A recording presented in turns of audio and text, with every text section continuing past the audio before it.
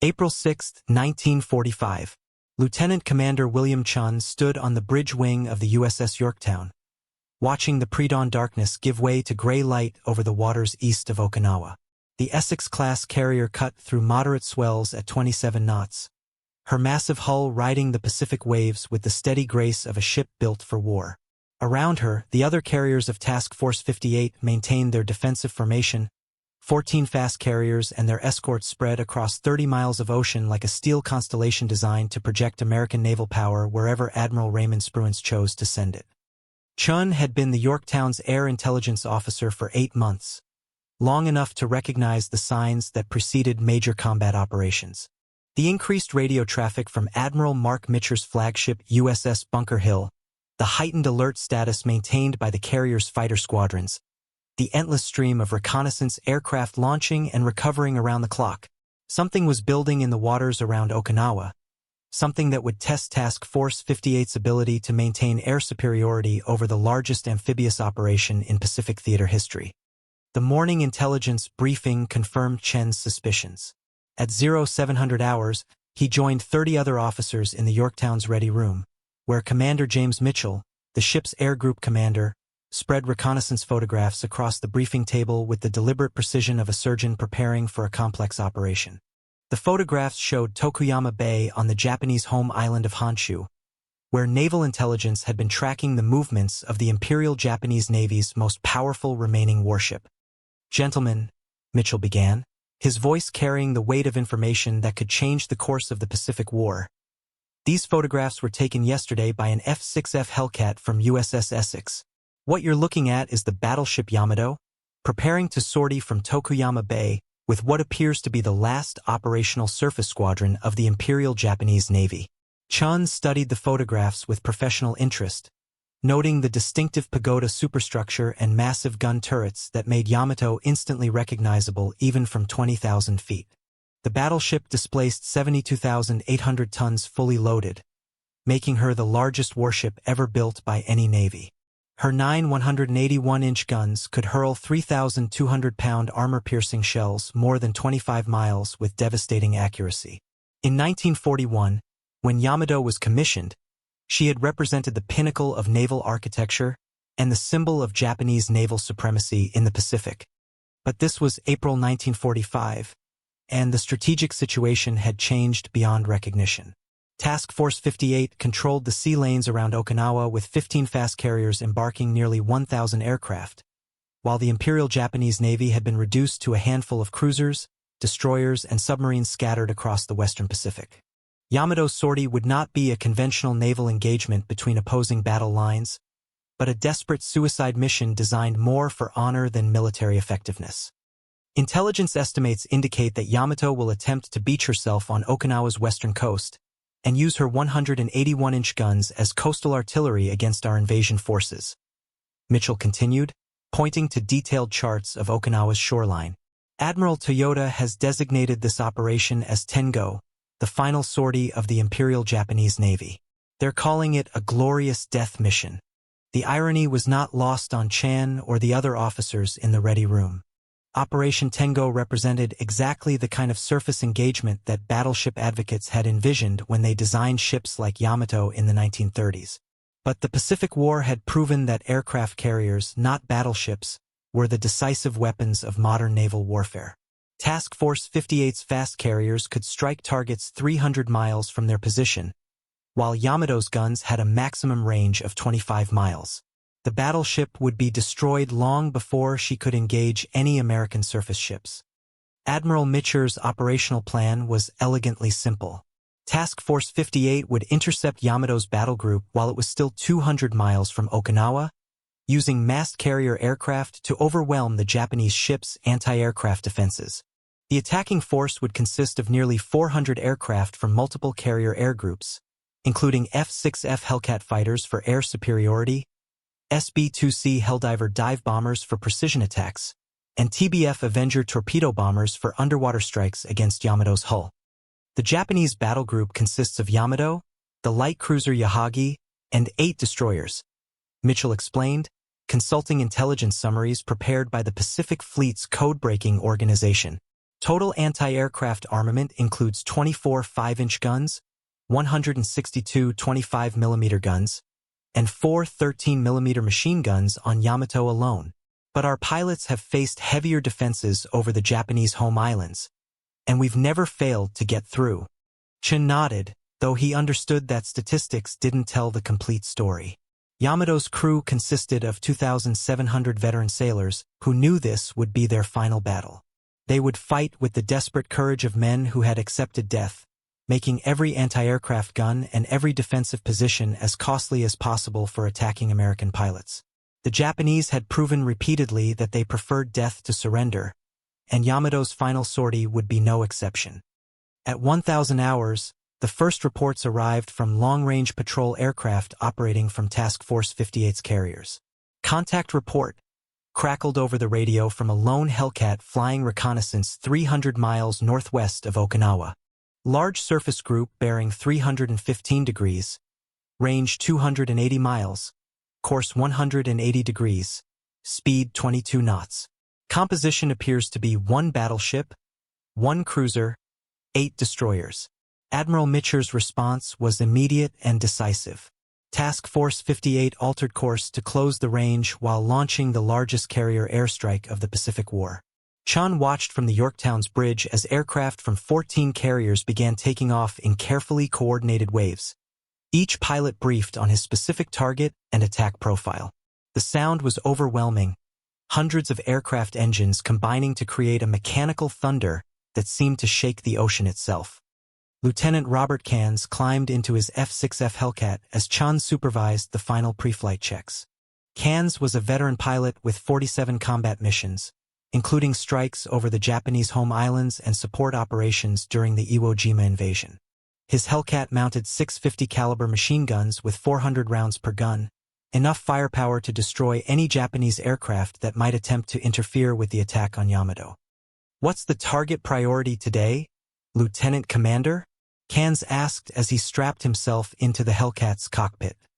"Yamato's anti-aircraft guns," Chen replied, consulting the mission briefing card attached to his kneeboard. "Intelligence believes the Japanese will concentrate their defensive fire control in the battleship's superstructure. Your job is to suppress those guns so the dive bombers and torpedo planes can get through." Cairns nodded and started his Pratt & Whitney R2800 engine, the 2,000 horsepower radial settling into the steady rumble that meant everything was functioning properly. Around the Yorktown's flight deck, 40 other aircraft were going through similar pre-flight procedures, their crews working with the practiced efficiency that had made Task Force 58 the most powerful naval force in history. At 1,030 hours, Cairns' Hellcat roared down the Yorktown's flight deck and lifted off into the morning sky, beginning the 250-mile flight that would take him to the most one-sided naval battle of the Pacific War. Chen watched until the aircraft disappeared into the distance, then turned his attention to the radar repeater that would track the progress of nearly 400 American aircraft converging on Yamato's position. The Japanese battle group was commanded by Vice Admiral Seiichi Ito, a veteran naval officer who understood exactly what he was being asked to do. Operation Tengo was not a military mission but a ritual suicide designed to demonstrate Japanese determination to fight to the death rather than surrender. Emperor Hirohito had personally approved the operation, knowing that Yamato and her escorts would be destroyed by American carrier aircraft long before they could reach Okinawa. Admiral Ito had protested the futility of Operation Tengo during planning conferences with the Naval General Staff, pointing out that Yamato would be sailing without air cover into waters controlled by Task Force 58. His objections had been overruled by officers who valued symbolic gestures more than military effectiveness. The battleship would sortie with enough fuel for a one-way voyage, carrying just enough ammunition to fight a single decisive engagement before being destroyed. At 1,145 hours, the first American aircraft arrived over Yamato's position. Chen monitored the radio traffic from the Yorktown's Combat Information Center, listening as pilot after pilot reported visual contact with the Japanese battle group. Large battleship bearing 090 degrees, range 15 miles, transmitted 1 Hellcat pilot. "Looks like she's making smoke and turning hard to starboard." Admiral Ito's tactical response was predictable but ineffective. The Japanese battle group adopted a circular defensive formation with Yamato at the center, surrounded by her escorting cruiser and destroyers. All ships opened fire with their anti-aircraft guns simultaneously, creating a barrage that filled the sky with exploding shells and tracer rounds. From a distance, the defensive fire looked impressive, but Chen knew that visual effects were deceiving. First wave going in, transmitted Commander Mitchell from his SB-2C Helldiver. Yamato is turning into the wind, making about 25 knots. Heavy anti-aircraft fire, but nothing we haven't seen before. The attack began at 1,200 hours with surgical precision. Hellcat fighters swept down from 12,000 feet to strafe Yamato's superstructure, their 50-caliber machine guns silencing anti-aircraft positions while clearing the way for dive bombers and torpedo planes. Each fighter carried 2,400 rounds of ammunition, enough for multiple strafing runs against the battleship's exposed gun crews and fire control directors. Chen watched the attack develop on his radar screen, each blip representing an American aircraft boring in against the most heavily defended target in the Imperial Japanese Navy. The coordination was flawless, the result of months of intensive training and combat experience gained in battles from the Marshalls to the Philippines.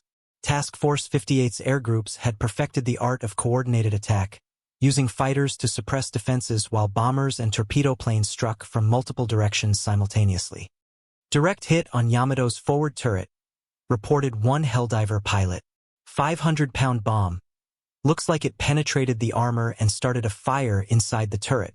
The damage reports continued throughout the afternoon as wave after wave of American aircraft attacked the Japanese battle group.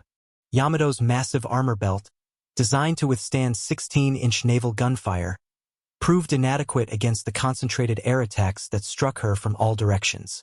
1,000-pound armor-piercing bombs penetrated her deck armor, while aerial torpedoes exploded against her hull below the waterline. But it was the systematic destruction of Yamato's anti-aircraft defenses that sealed her fate.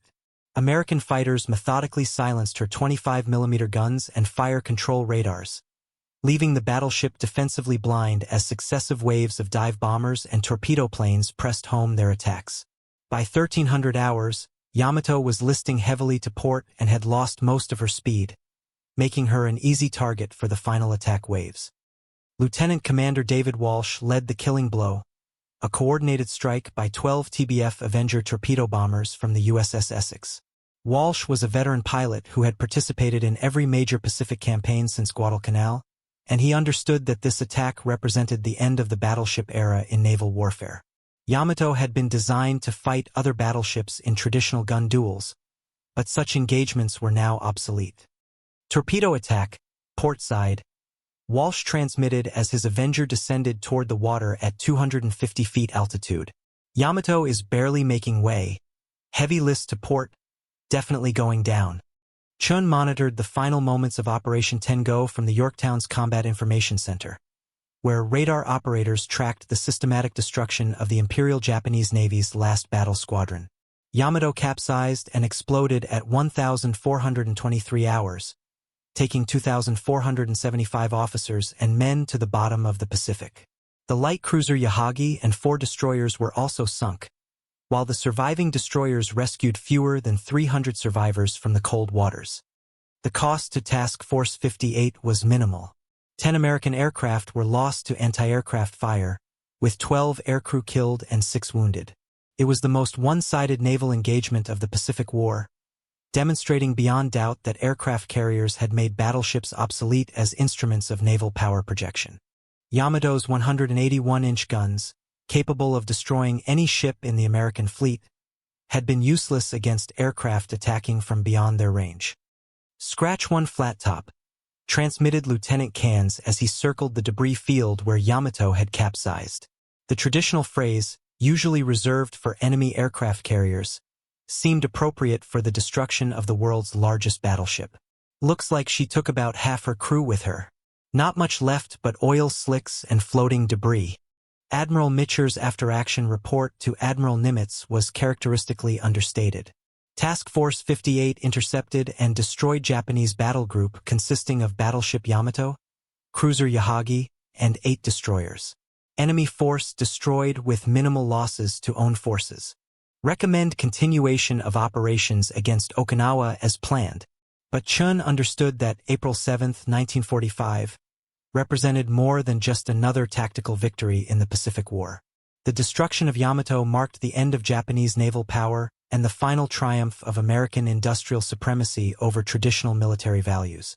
The battleship that had once symbolized Japanese naval ambitions now rested on the bottom of the Pacific, destroyed by aircraft from carriers that could be built faster than Japan could train pilots to oppose them. That evening, Chen stood on the Yorktown's flight deck as the last aircraft of the day trapped aboard after the final combat air patrol. Around him, the ship's crew went about their routine duties with the quiet professionalism that had characterized Task Force 58 throughout the Pacific War. The destruction of Yamato had been just another day's work for men who had fought their way across 6,000 miles of ocean from Pearl Harbor to the approaches of the Japanese home islands. Chief Petty Officer Williams, the Yorktown's senior enlisted aviation specialist, joined Chen at the flight deck's edge as the sun began to set over the Pacific. Williams had served on carriers since before Pearl Harbor, and he had witnessed the transformation of naval aviation from a supporting arm to the decisive weapon of modern sea warfare. "What are you thinking about, sir?" Williams asked, following Chen's gaze toward the western horizon, where Yamato had met her fate 8 hours earlier. "Just wondering if this is how it ends," Chen replied. If today was the last real naval battle of the war. Williams considered the question for a moment, watching the sun paint the clouds in shades of orange and purple. "Could be, sir. The Japanese don't have anything left that can challenge Task Force 58 in open water. After today, it's just going to be islands and kamikazes until they surrender." Chen nodded, though he wasn't entirely convinced that surrender was inevitable. The Japanese had proven repeatedly that they preferred death to capitulation, and the upcoming invasion of the home islands would cost hundreds of thousands of American casualties even without effective naval opposition. But Williams was right about one thing. The destruction of Yamato meant that Task Force 58 now controlled every sea lane in the Western Pacific. The strategic implications were staggering. With Japanese naval power eliminated, American forces could land anywhere on the Japanese coast without fear of surface attack. The combined fleet that had launched the Pearl Harbor attack was now reduced to a few cruisers and destroyers hiding in remote harbors, while Task Force 58's fast carriers could operate with impunity within sight of Tokyo Bay.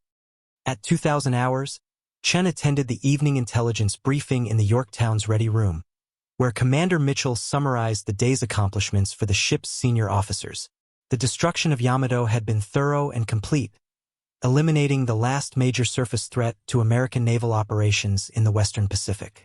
But Mitchell's briefing also included sobering estimates of Japanese strength on Okinawa itself, where 120,000 defenders waited in prepared positions for the final assault.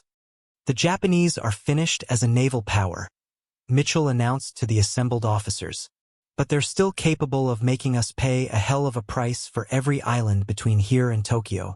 Okinawa is going to be the bloodiest campaign of the Pacific War, and that's saying something after Iwo Jima."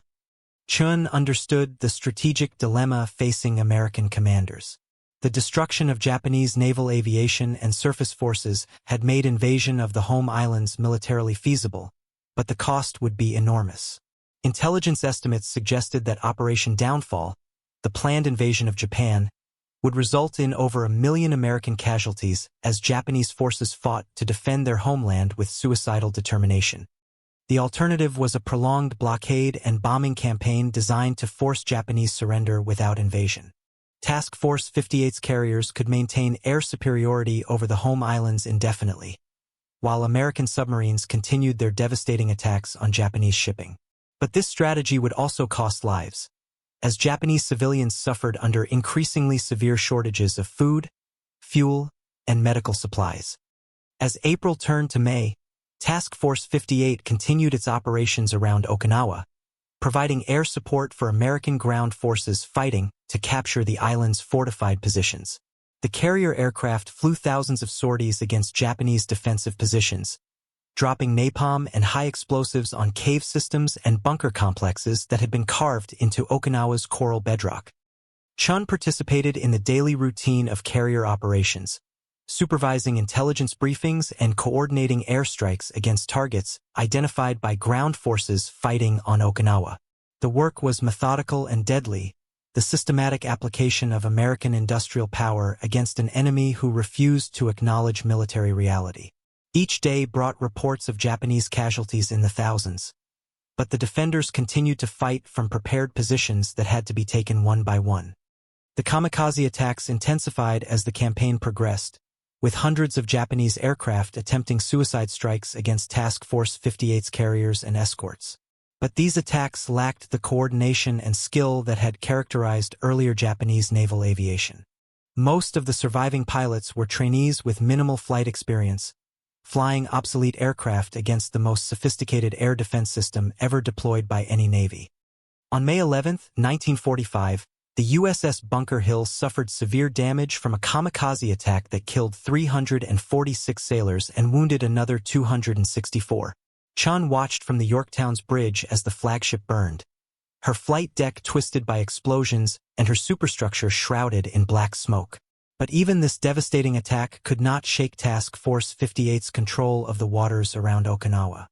"She'll be back," Chief Williams observed as rescue ships approached the burning carrier. "They'll tow her to Ulithi, patch her up, and have her back in action within 6 months. That's what we do. We build ships faster than they can sink them." Williams was right, though Bunker Hill would not return to combat before the war ended. American shipyards had already launched her replacement, and 2 more Essex Class carriers were nearing completion at Newport News and Brooklyn Navy Yards. The industrial capacity that had built Task Force 58 could replace any losses while simultaneously expanding the fleet for operations against the Japanese home islands. By June 1st, organized resistance on Okinawa had ended, though isolated Japanese units continued to fight from cave positions throughout the island. The campaign had cost 12,300 American lives and 38,000 wounded, making it the bloodiest Pacific battle since Guadalcanal. But American forces now controlled an island only 350 miles from the Japanese home islands, close enough to base long-range bombers and stage the final assault on Japan itself. Chen stood on the Yorktown's flight deck on the morning of June 22, 1945, watching B-29 superfortresses take off from Okinawa's captured airfields for bombing missions over the Japanese home islands. The massive 4-engine bombers represented the culmination of American strategic bombing doctrine, capable of carrying 20,000 pounds of incendiaries to targets that had been beyond reach just 6 months earlier. Task Force 58 had achieved everything asked of it in the Central Pacific Campaign. The fast carriers had established American naval supremacy from the Marshall Islands to the coast of Japan, destroying Japanese naval aviation and surface forces while supporting amphibious operations that had captured every strategic objective. The Imperial Navy that had dominated the Western Pacific in 1942 no longer existed as an effective fighting force. But Chen also understood that the war's end would bring new challenges for the men who had fought their way across the Pacific. Task Force 58's carriers would be decommissioned and scrapped as defense budgets returned to peacetime levels. The pilots and aircrew who had mastered the art of carrier warfare would return to civilian life, carrying memories of battles fought over vast distances against an enemy who preferred death to surrender. The final mission came on July 10, 1945, when Task Force 58 launched its last major strike against targets on the Japanese home islands.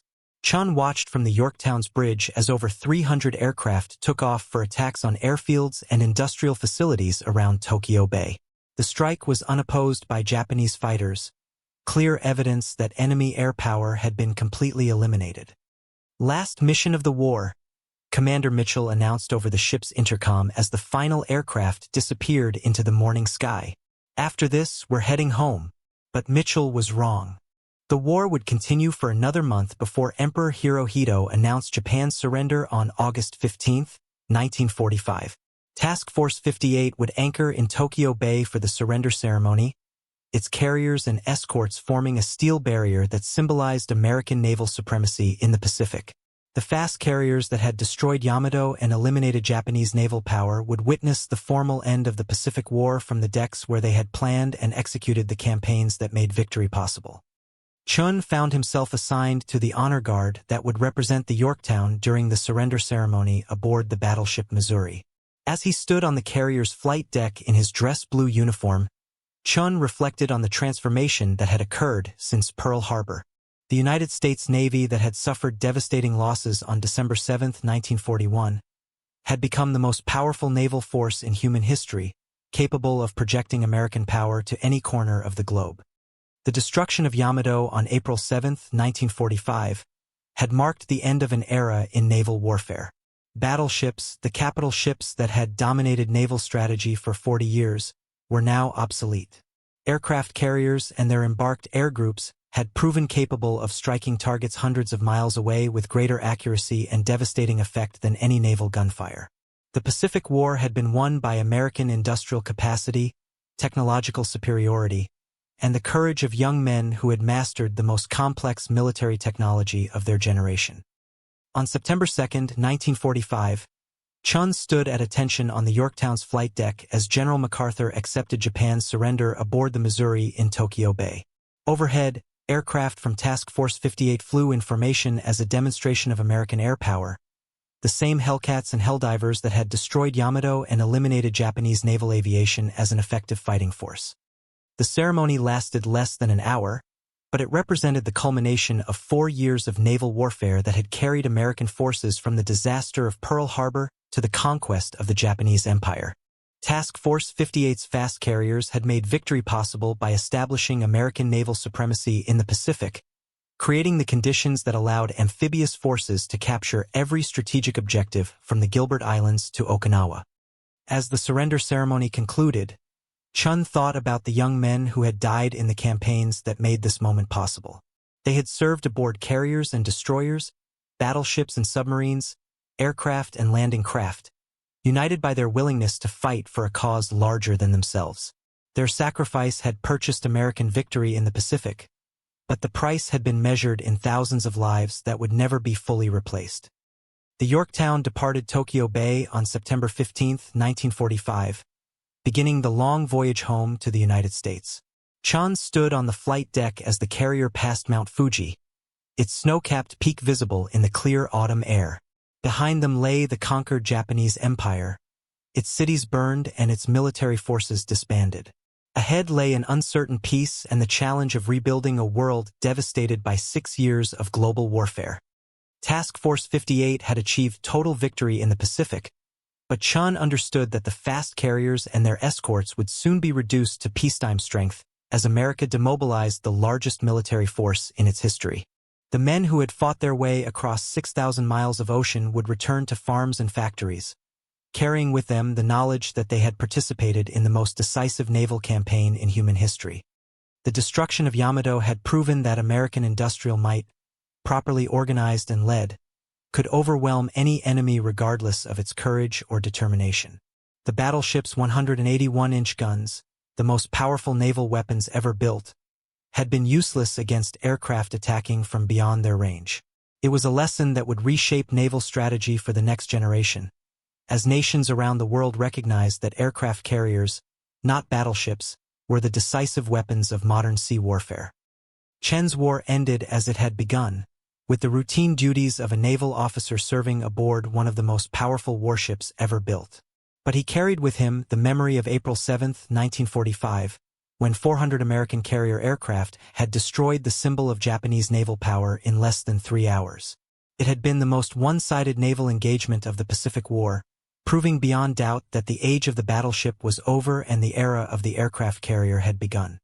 The Essex Class carriers of Task Force 58 had written the final chapter in the history of naval warfare, establishing principles of sea power that would dominate military thinking for the next half-century. American carriers would patrol the world's oceans as symbols of national power, capable of projecting force anywhere on Earth within hours of receiving orders. The fast carrier task force concept, proven in the crucible of Pacific combat, would become the foundation of American naval strategy throughout the Cold War and beyond. As the Yorktown steamed eastward toward San Francisco Bay, Chen understood that he had witnessed the birth of the modern American Navy. The ships and aircraft that had destroyed Yamato represented more than military technology. They embodied the industrial capacity and technological innovation that had made American victory possible. The Pacific War had been won not just by the courage of individual sailors and airmen, but by the collective effort of an entire nation mobilized for total war. The lessons of April 7, 1945, would influence naval strategy for generations. No navy would again attempt to build battleships as primary capital ships, and every major power would recognize aircraft carriers as the dominant weapons of sea warfare. The destruction of Yamato by Task Force 58's carrier aircraft marked the end of one era in naval history and the beginning of another, as aircraft carriers became the symbols of national power in the nuclear age. Chen's personal war ended with the Yorktown's arrival in San Francisco Bay on October 15, 1945. As the carrier passed under the Golden Gate Bridge, he reflected on the transformation that had occurred in his own life and in the Navy he served. The young intelligence officer who had reported aboard the Yorktown in 1944 had become a veteran of the most successful naval campaign in American history, a campaign that had established the United States as the dominant naval power in the world. The fast carriers of Task Force 58 had achieved everything their designers and builders had hoped for, proving that American industrial capacity could create and maintain naval forces capable of defeating any enemy. The destruction of Yamato had been the logical culmination of a campaign that began with the Battle of the Coral Sea and reached its climax in the waters off Okinawa. American naval aviation had not just won the Pacific War, it had revolutionized the conduct of warfare at sea for all time to come.